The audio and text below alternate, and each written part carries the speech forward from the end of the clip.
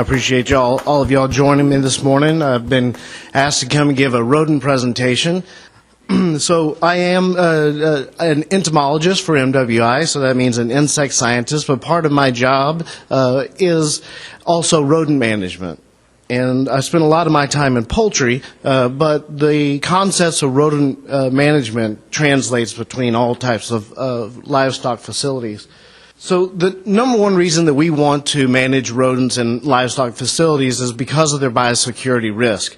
They're the number one vectors of disease. They can be reservoirs of over 50 pathogens, known pathogens. So those pathogens can be found on the exterior of their bodies, on the hair, on their feet, also on the inside, in their saliva and their blood, and then excreted in their urine and feces. So rats may travel through feces of a sick pig, and then they can translocate pathogenic microorganisms up to hundreds of feet, depending on the species. And they can directly transmit diseases if they're consumed by a pig. Here's just a list of some of the major diseases that they are known to vector. This is not an exhaustive list. This is just some that I put on this slide that y'all may be concerned about. So besides being a biosecurity risk, they're also just a general nuisance, and I would say this is a close second reason why you want to keep them out of your facilities.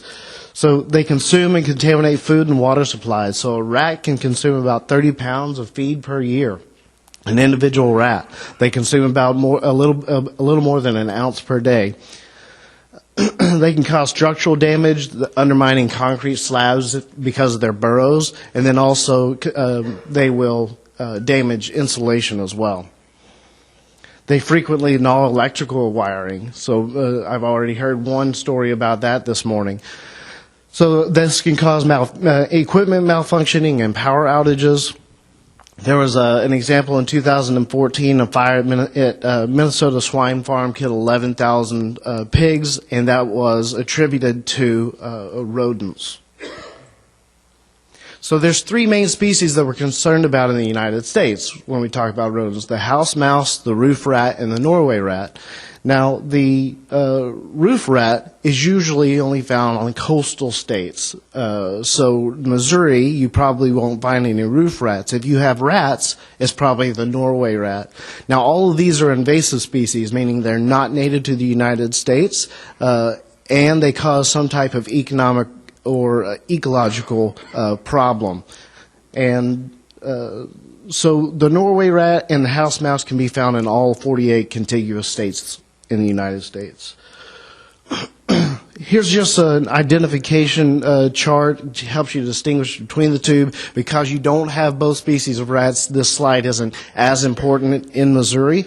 But the Norway rat is very stubby, a stout creature when you compare it to the roof rat. So the roof rat is more streamlined, skinny, longer. He has a tail as long as his body. He has these exaggerated features, these beady eyes, these large ears, this long tail.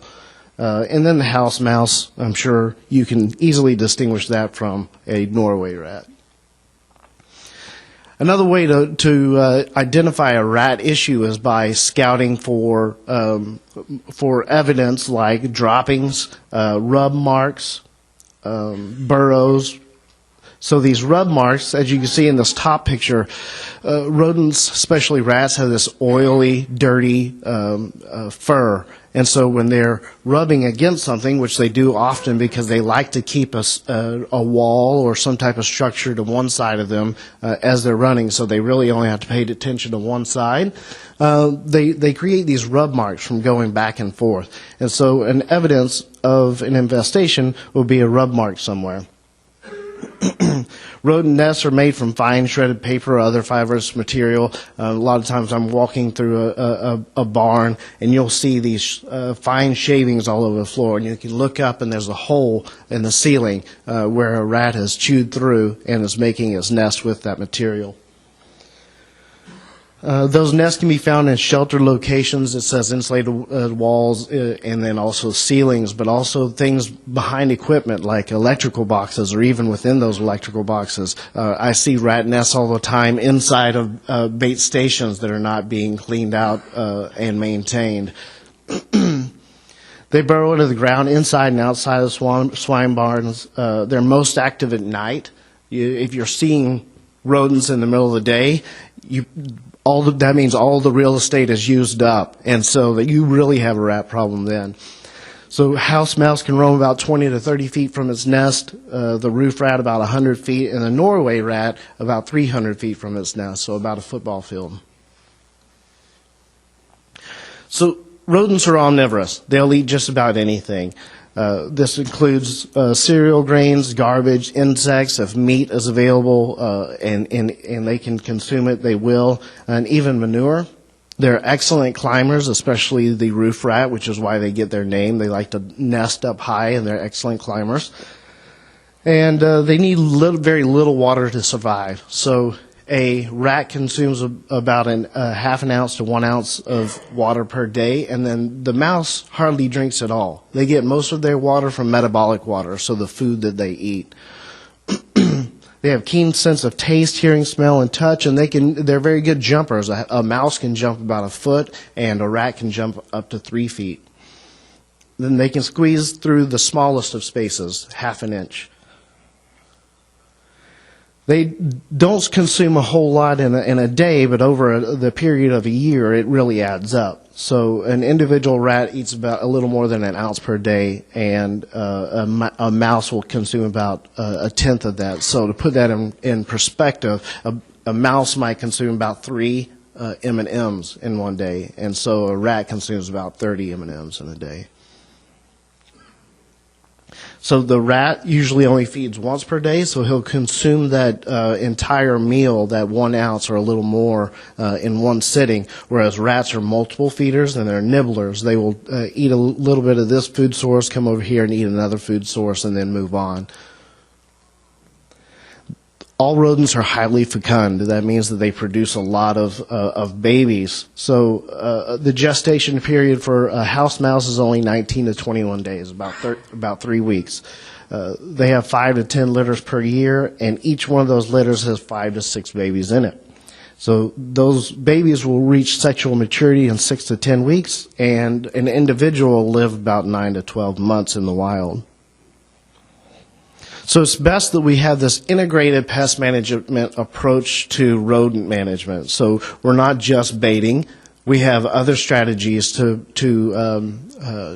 manage that population. So an integrated pest management uses all of the available tools combined together to make a integrated pest management program. And this includes identification and inspection, which we just talked about, and then sanitation, which means removal of resources like food and harborage, baiting and trapping, and then baits.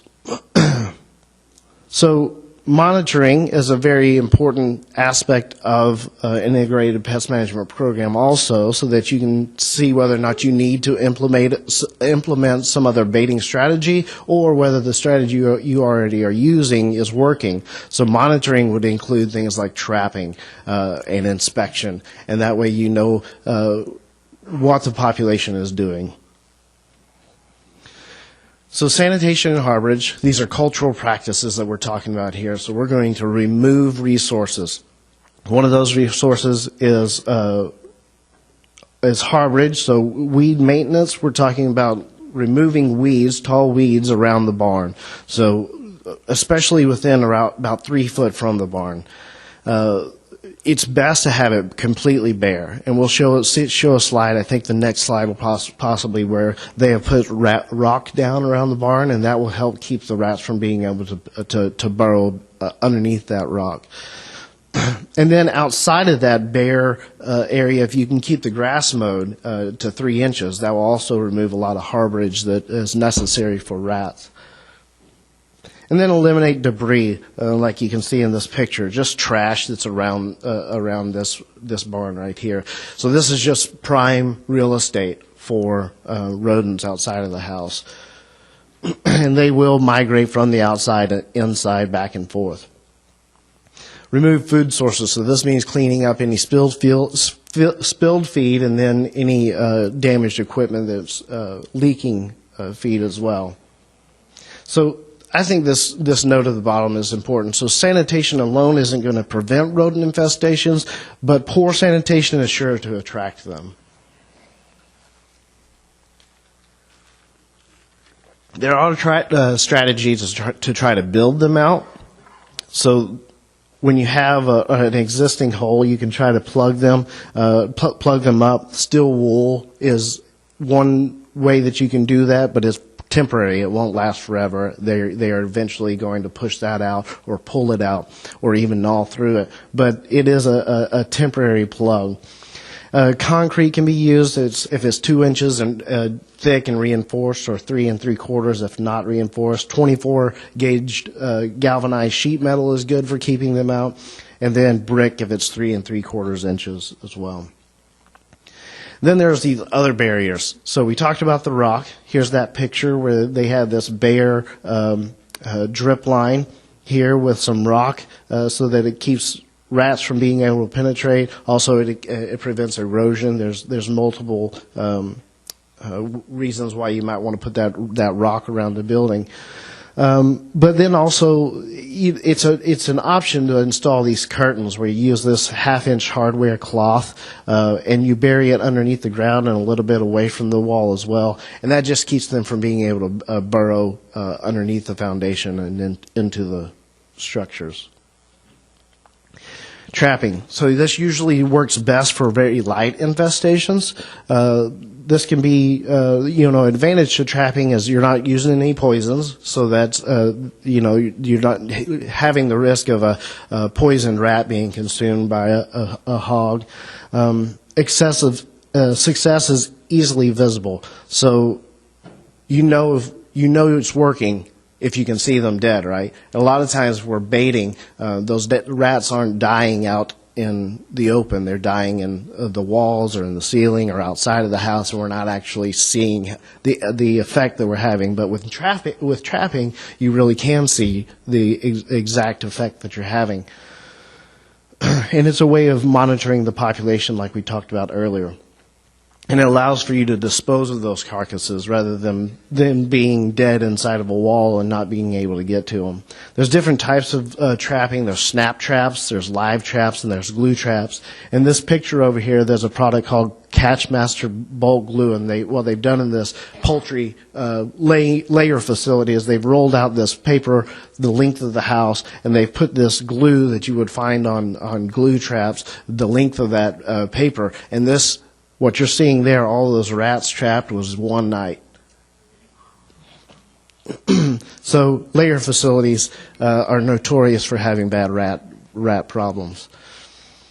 Place the traps along walls, against objects, and in dark corners. And the reason for that is like we talked about their behavior earlier, where they like a corridor where they have a solid structure to one side of them, and that's where they're traveling. And so that's where you're going to put traps and bait stations. Then we move on to rodenticides. So we have 3 modes of action, basically, in rodenticides. We have the anticoagulants, we have the neurotoxins, and when we have the hypercalcemics. So the anticoagulants, these basically make them bleed internally, and this takes several days, 3 to 8 days. Neurotoxins are much faster acting. The ZP tracking powder is about 2 hours to be effective. Some of the soft baits and block baits that are neurotoxins will take about 24 hours to be effective. And then the hypercalcemics, this is vitamin D3 overdose, and this takes about 4 to 6 days.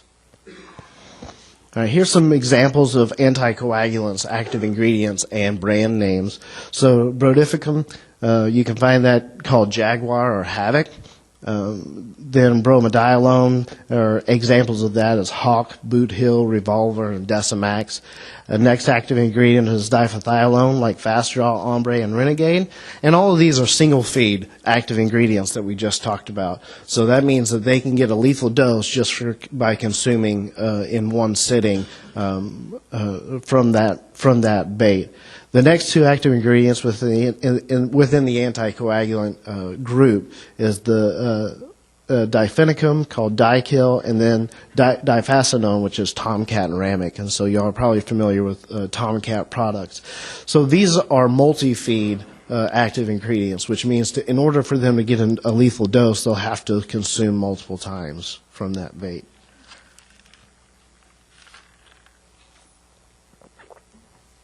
So these active ingredients are the neurotoxins, and adenosine triphosphate inhibitors is their mode of action, so it basically interrupts their energy cycle. The first active ingredient is bromethalin, and y'all are probably familiar with Rampage, Cannon, Gunslinger, or Cykill. And then zinc phosphide, and this is always a powder, like ZP tracking powder, which is that one in the bottom corner here. Erase Ag is one that is not restricted use. These other two right here, the ZP tracking powder and the Prozap, are both restricted use products, which means that you have to have an applicator's license in order to use them.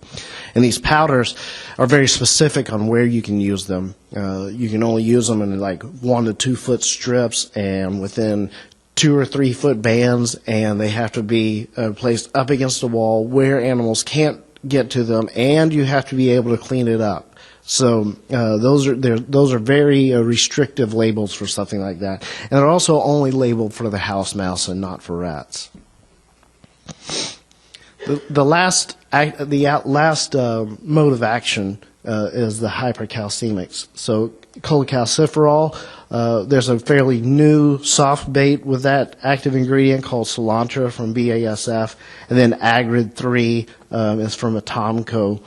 This is also a multi-feed active ingredient, so they need multiple feedings on that bait in order to get a lethal dose.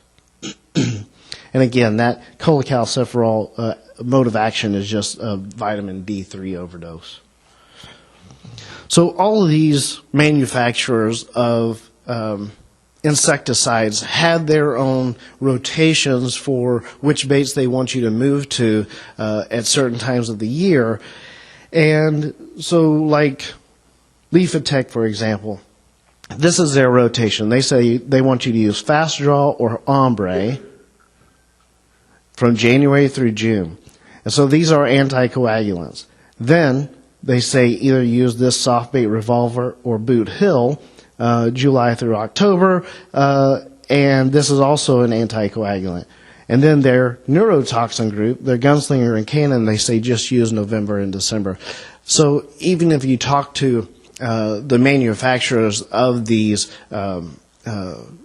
neurotoxin baits, like the Rampage, Cannon, and Gunslinger, they will tell you, because how fast that active ingredient works, the rodents are more likely to catch on to that's killing my brothers and sisters, and so they will become shy of that bait quicker.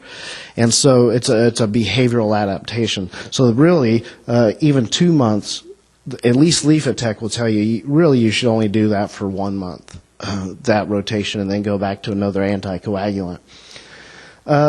So one thing I like about their rotation, though, is that when they tell you to rotate from one group to the other, they have the option of going from soft bait to block back to soft bait in every rotation. So their soft baits are on the outside and their chunk baits are on the inside. And so if you use the chunk bait for this rotation, then you could go to a soft bait for this rotation, back to a chunk for this rotation, then jump up to the other side and do soft baits, chunk bait, soft bait. So it allows for this pretty cool rotation there, where you're not only rotating between modes of action and active ingredients, but also between bait matrix. So you're keeping them interested. And that's really the real reason behind rotation. One of the reasons is to keep them from becoming resistant to a type to a mode of action, so how we're killing that target organism. But the other thing is just to keep them interested in the bait. Bait shyness is a real thing. If they're feeding on a certain food source for a while, they get tired of it. And so switching it up really helps to keep rodent baits effective. And then Matanco has their own, and it used to be that my pointer isn't working anymore. That's okay, I brought my own.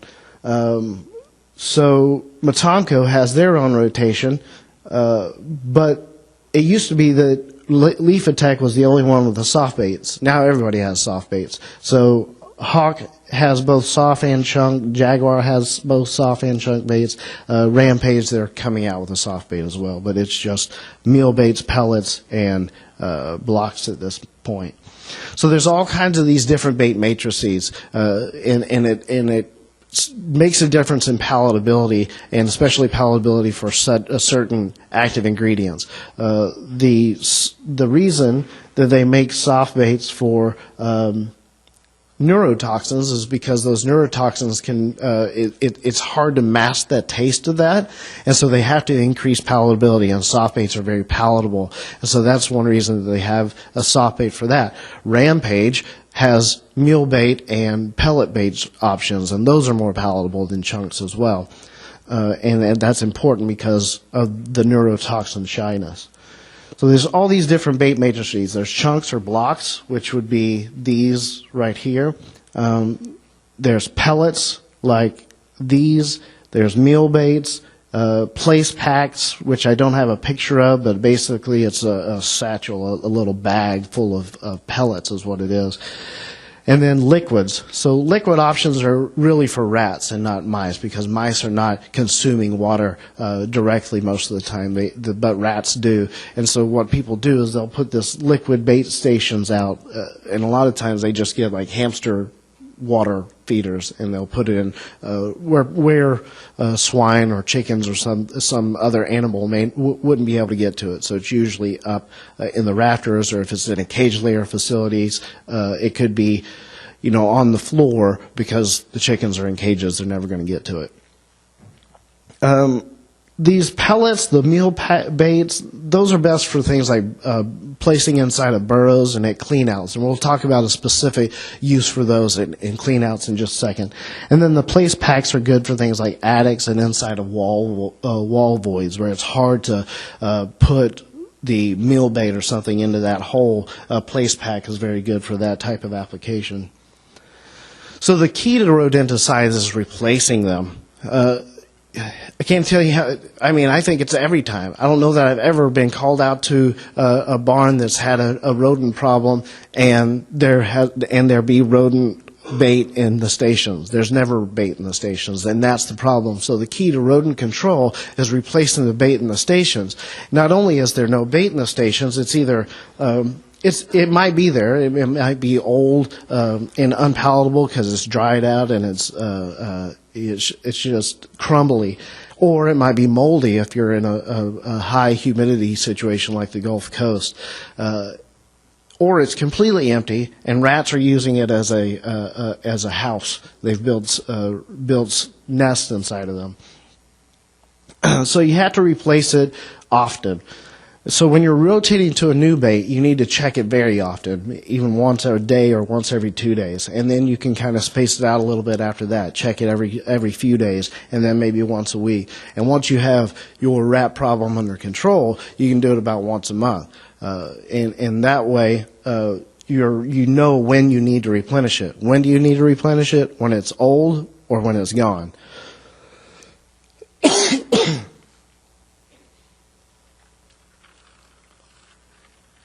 So all these rodent baits have to be placed in bait stations. There are some applications like putting them inside of burrows for certain types of formulations, like the meal baits and the place packs and the pellets. But if it's a chunk bait and all of them, none of the baits can be placed where animals can have access to it. And so that's the whole point behind having these bait stations. And most facilities already have these on the exterior of the house at least. So these bait stations are tamper-proof. Things like raccoons, hogs can't get into them, dogs, and eat the bait. It protects them from the weather as well. You should place these rodent bait stations near rodent nests. So on the next slide, I'm going to show you a general placement of rodent bait stations on the exterior and interior barns. But really, you need to put bait stations between where the rats are nesting and their alternative food source. And so, if you put hog feed or chicken feed next to rat bait, they're going to eat the feed. So this alternative food source really needs to be further away from the bait stations.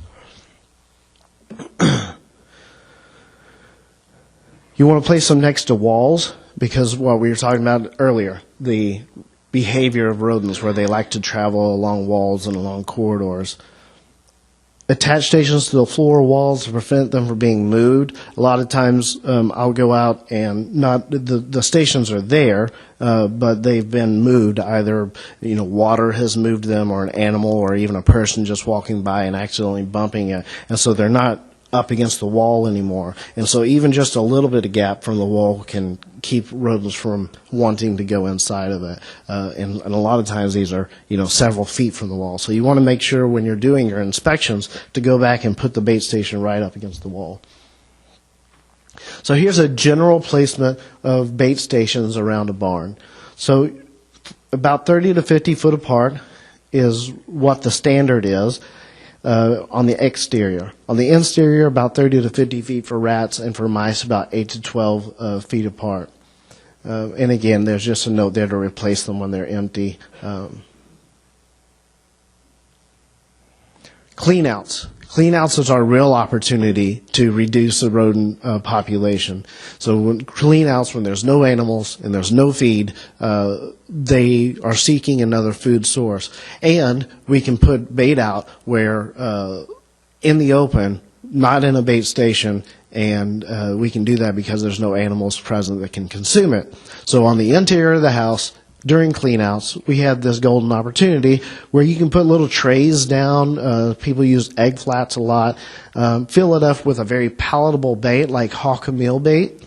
And again, you want to space them about 30 foot to 50 foot apart for rats, 8 to 12 foot apart for mice, and you want to put them as close to a nest as possible.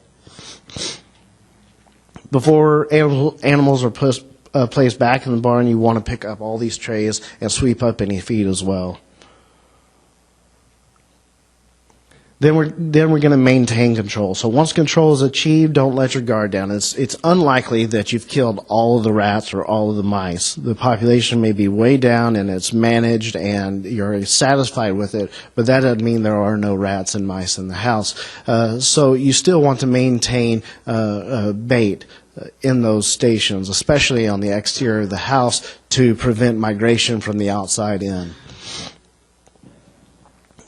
So about once a month, you might want to take 1 to 2 hours just to check those bait stations. Let's talk about safety. So rodenticides are poison. They can be harmful to you. They can be harmful to other non-target organisms. You would have to consume a lot of it before it hurt you, but there's still the chance there. So they should be handled with caution and kept out of reach from non-target organisms. This guy's handling them with gloves, which is always a good idea, and then wash your hands after you handle them. And then you want to dispose of any rodent carcasses immediately. All right, so in conclusion, we want to eliminate or reduce the number of places rodents can use for shelter, such as removal of food sources and harborage.